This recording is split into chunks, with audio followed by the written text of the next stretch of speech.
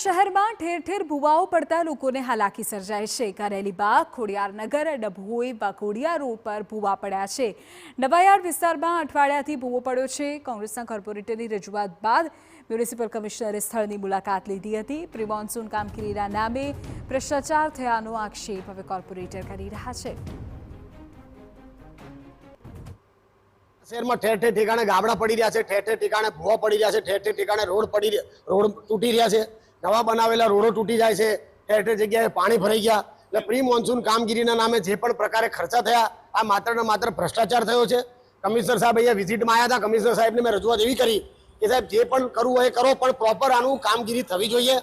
તમે માત્ર ખાલી માટી પૂરી અને ભૂવો પૂરીને જતા રહે તો ફરીવાર એના એ જ ગાબડા પડે છે। આ તો સારું છે કે સદનસીબે કોઈ જાનહાનિ થઈ નથી।